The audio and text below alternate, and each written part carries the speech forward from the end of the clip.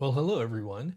I am accepting the challenge of my friend Doc Rock, who is a great producer of tutorial content for people who, like me, create tutorial content for musicians. Well, he's not a musician. Actually, he is. He's a DJ, whatever.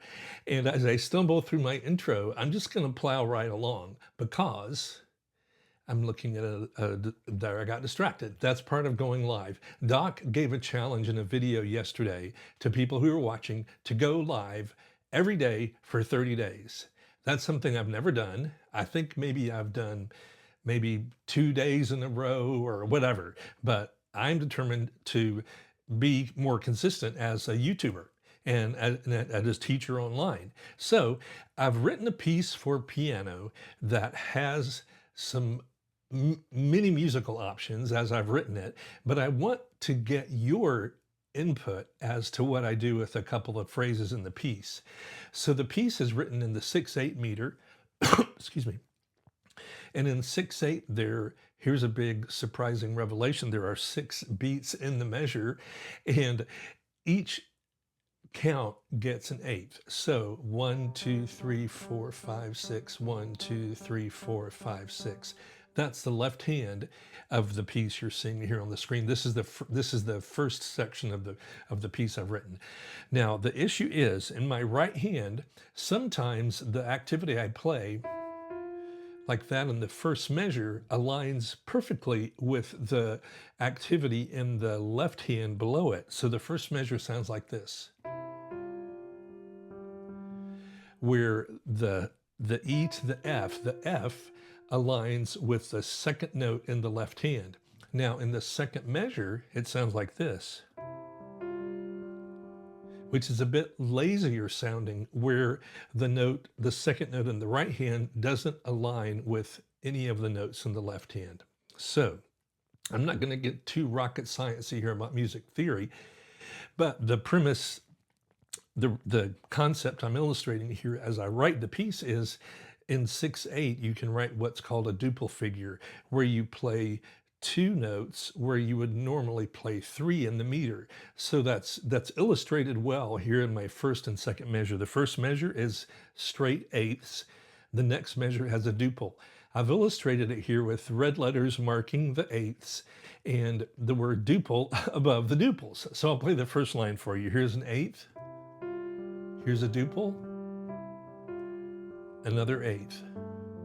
Oops, I played that as a duple. It's an eighth. Here's from the top again.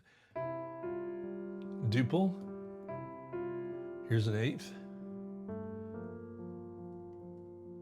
Here's the second system. Starts with an eighth. Here's a duple. And here's a string of eighths.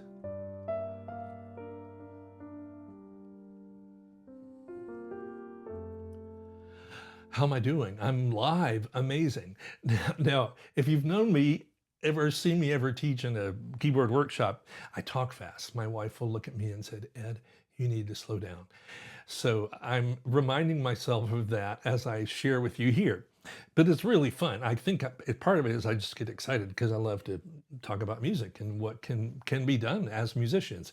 So I've presented you the main thing where there's alternating measures of eighth note figures and then duples. Now, here's an option. I could get rid of those duple figures in measures 2 and 6 and turn everything into eighth note figures. So here's how that sounds from the top.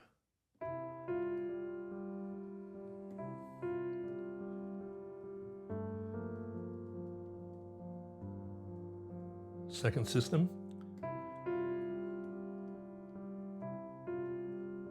And the string of eighths.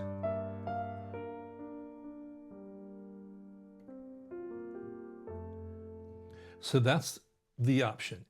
Now, for my ear and my preference as a musician and as a composer, and I think as a listener, is if I hear something repeated a bunch of times in a row, it can start to get a little predictable. I don't know if you agree with that thought, but you hear it in a lot of classical musicians, classical compositions, and a lot of pop or worship music these days. You can hear illustrated what I call the PRV approach, present, repeat, vary. So present an idea, repeat it without change, and let the third repetition be slightly different. In this case, I'm letting my second repetition be a little different. Wow. And as I say this, I'm thinking, is this too complicated? That's not that's not my decision. It's yours perhaps. But hopefully as you keep watching, you'll understand what I'm asking you here. I hope you'll give me your thoughts, whether you like the one with the eighth notes every time. I'll play number 2, where everything is short, long, like that, where short, long, short, long, short, long, as opposed to the first example, eighth, duple, eighth.